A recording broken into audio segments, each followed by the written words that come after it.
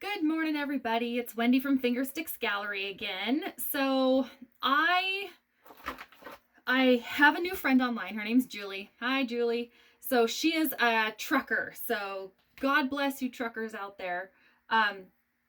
She has liked my page, which is great. I get a lot of support from her. So I'm doing a Julie inspired color scheme today. So I've done these before. It's just going to be like a dirty cup and then just a straight pour. I'm not going to do anything fancy with the rings. It's just going to be a straight pour. So she likes the darker colors. So I'm going to give you a rundown of kind of what we're using. So in 1 cup, I just emptied the bottle of Folk Art Sterling Silver Metallic and the Deco Art Extreme Sheen Pewter, and then a little bit of the Deco Art Sterling Silver Extreme Sheen. These 2 bottles are now empty. Just wanted to kind of use them up a little bit.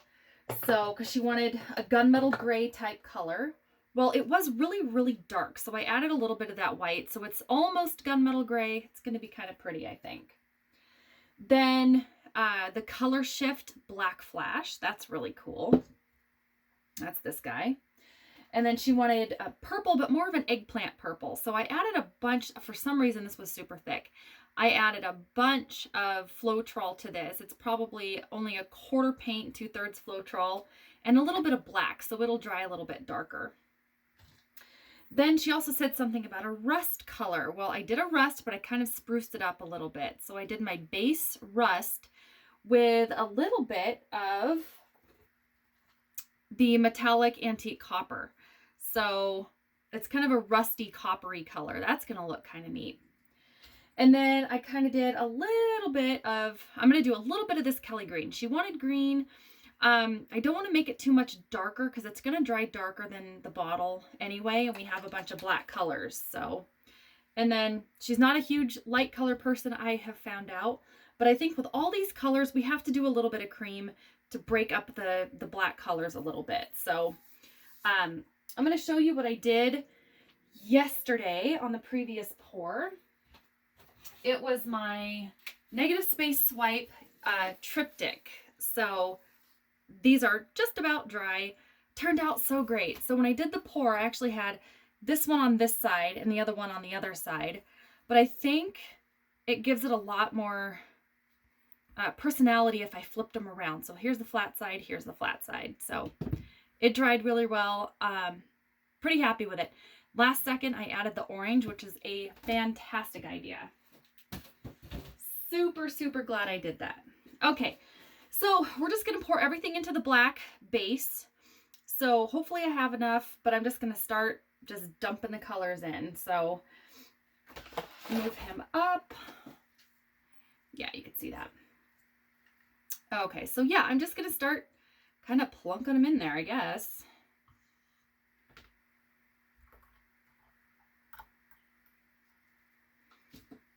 This...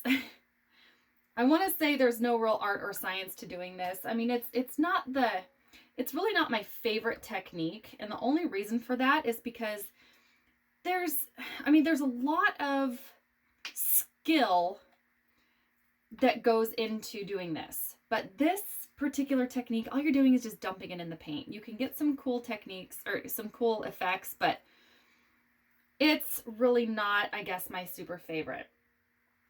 So this is the Extreme Sheen. Some of you guys out there are getting awesome cells. Julie Cutts is one of my favorites, and she does what's called a pearl pour with the Extreme Sheen because it looks like pearls, little spots of pearls coming up. It's really pretty. I have not gotten there yet. I don't know how to do it. Well, I know how to do it apparently. I've seen a dozen videos, but I just can't seem to get it. So I'm going to leave him on top. Hopefully the Extreme Sheen will roll over on itself a little bit, and then so it'll be on the bottom of the canvas and then pop up through. Who knows, right? So I'm going to do it kind of high, and I'm just going to do a straight pour straight down. So I'm about a foot off the canvas.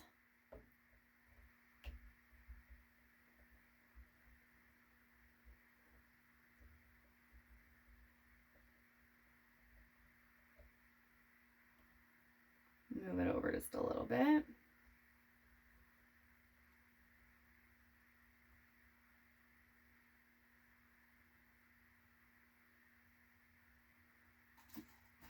catch the squiggles, because those squiggles will make a huge difference in the very end product. Oh, I was going to use my big stir stick to keep everybody on the canvas, but I forgot to clean it. It might be stuck to my table. Okay, I'm not going to torch this yet either. There's a ton of bubbles because of the technique, but I don't want to torch it quite yet because I don't want there to be just a ton of cells poking all over the place. And I'm going to wiggle this around a little bit. I might actually leave the corners black, maybe. We'll see.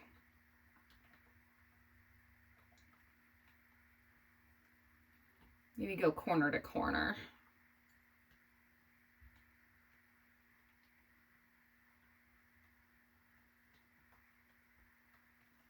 Because I don't really want to lose the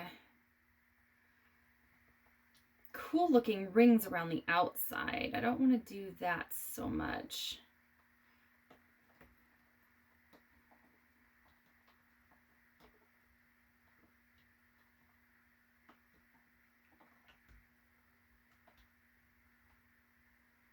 So this is very metallic. Sometimes I add a bunch of metallics. I'll go over the corners. Sometimes I don't like to, because I think it can really muddy up your painting. Oh, maybe I will go over there. But in this case, she wanted dark colors. I'm thinking, oh, if they're super dark, the metallics hopefully will give it a little bit more personality. So looks like I'm going to lose those rings on the corner. I am going to go over the corner. I go quick over the corner. Ooh. That's actually really pretty. I don't know what I'm going to do. I might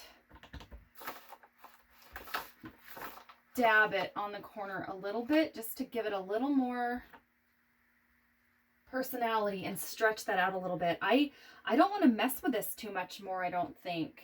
I just want to make sure everybody's covered. Oh, Julie.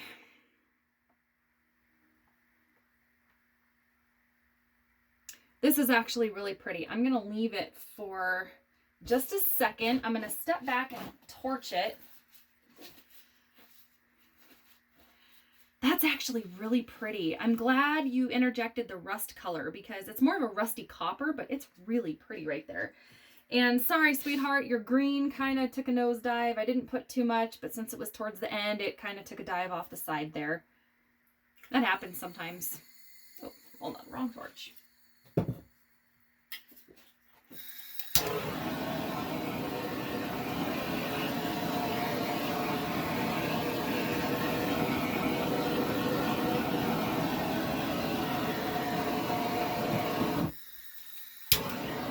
I know I'm running out.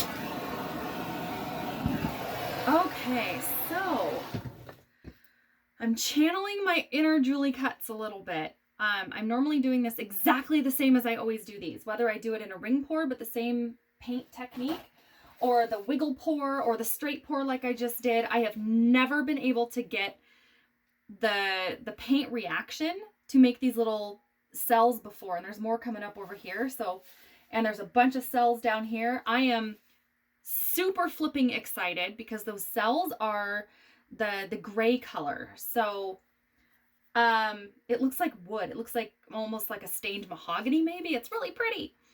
Sorry, I'm excited because I haven't gotten this before. So Julie, my girl, you are a freaking good luck charm apparently, because it looks initially like it's working. So I could still see a bunch of bubbles coming up, so I'm going to leave him and just torch it a little bit. And honestly, what the heck did I do different? I don't know what I did different. My ratios were the same. Maybe that it's cooling down a little bit. The paint's reacting more. It's magic and it happened. I don't know.